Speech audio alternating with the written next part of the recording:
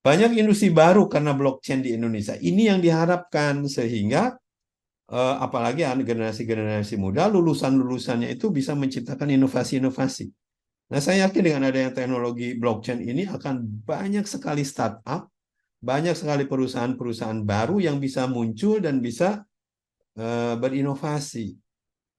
Contohnya ini ada perusahaan-perusahaan startup ini, dia menjadi penambang, ya, bukan penambang batu bara, bukan penambang emas, menggali bumi, ya, menggali bahan dari bumi, tapi menambang kripto. Ada yang menambang blok Bitcoin, ada yang menambang Ethereum. Jadi semua kripto itu harus ditambang. Artinya ditambang itu ya Anda bisa menambang, Anda bisa mendapatkan koin tersebut. Ya, misalkan ini penambang-penambang Indonesia secara individu nih pakai GPU, pakai prosesor komputer, grafik card, ya, dia menambang. Misalkan setahun bisa mendapatkan 1 Bitcoin. Sekarang 1 Bitcoin 500 juta. Ya, waktu itu pernah hampir 800 juta. Jadi ya naik turunnya ya tergantung ya. Jadi kalau dia untung lagi-lagi naik harga ya dia dapat banyak. Kalau harga lagi turun ya agak berkurang. Ah ini Izin contoh Pak, ya. izin Pak, izin bertanya Pak. Ya ya silakan Mas Gale. Salah satu faktor yang menyebabkan turunnya harga itu apa ya Pak? Hmm. Kenapa harganya naik turun? Pertanyaannya gitu ya. Salah Ya siapa? satunya. Itu persis seperti saham, Mas. Kenapa saham harganya naik turun? Karena kan orang ada yang jual, ada yang beli. Kalau yang jual lebih banyak dari yang beli, harganya pasti turun.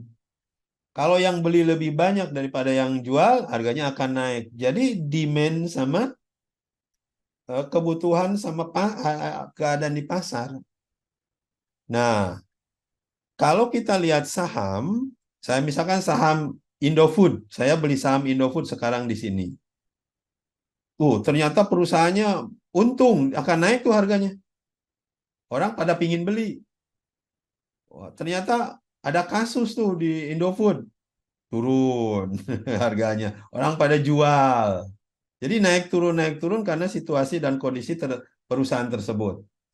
Ini kalau saham Indofood, ya.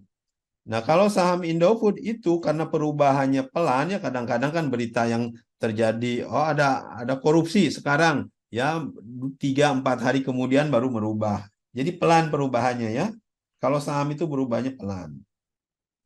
Kalau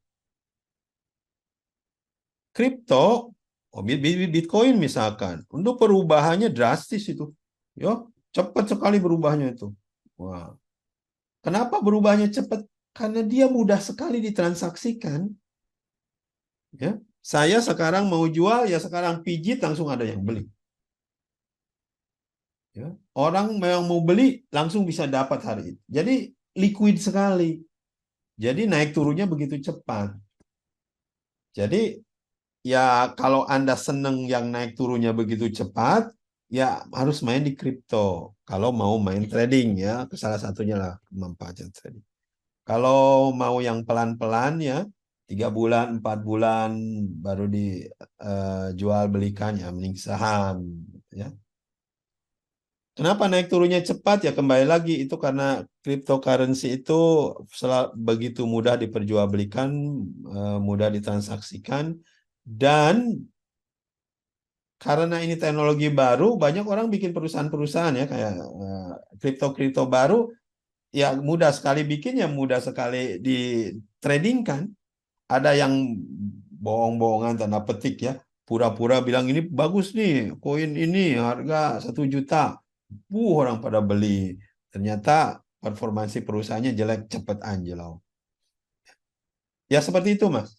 Jadi sebenarnya ini adalah aset digital yang bendanya tidak ada. Ya, karena bendanya dalam bentuk digital di cloud sana. Bendanya tidak ada tapi orang bisa jual beli. Ya, obligasi itu bisa jadi aset nggak menurut Bapak itu sih intinya, Pak? Obligasi itu bisa jadi Aset, aset kayak aset. Oh, saham gitu, Pak. aset. Ya.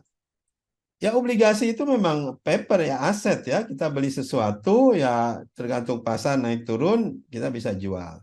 Tapi ingat obligasi, saham dan segala macam itu pakai teknologi digital, bukan pakai blockchain. Ya.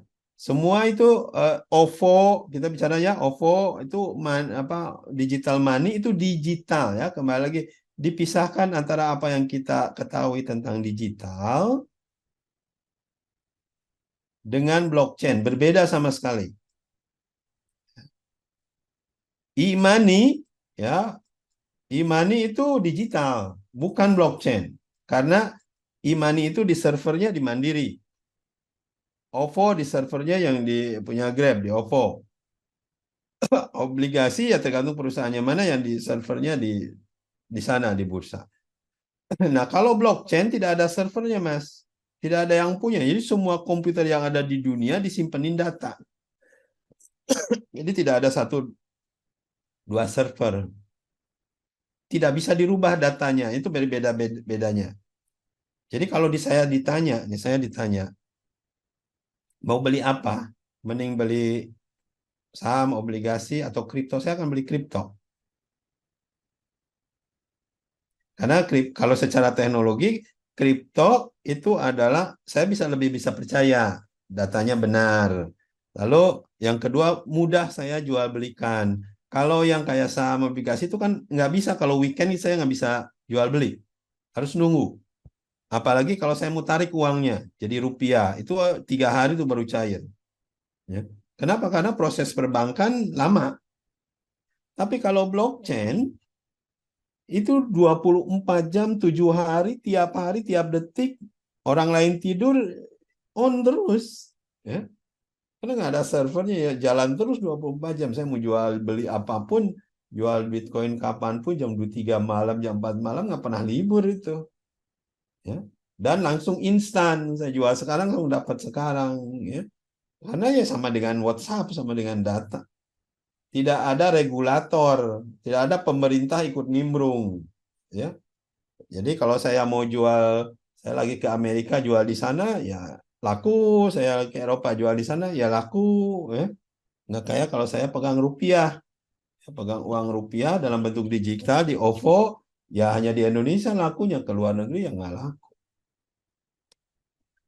Jadi belajar dari sekarang, makanya kalau nggak salah, Anda nanti ya di kewirausahaan atau juga ada yang pernah di astrodinamika kan belajar pintu, belajar trading cryptocurrency. Nah, itu coba dirasakan.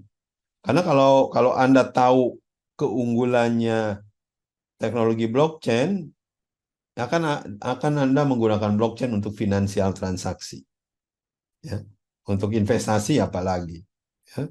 Kalau Anda mau beli perusahaan startup, beli perusahaan saham gitu, daripada saham biasa, pasti Anda cari saham kripto. Ya, lebih menarik. Ya. Kalau Anda lihat perjuangan harga Bitcoin itu wah ramai sekali. Ya. Kalau waktu itu saja, pertama kali beli aja 1 juta rupiah Bitcoin. Sekarang udah jadi ratusan miliar. Pikir kalau waktu itu kita percaya awal-awal.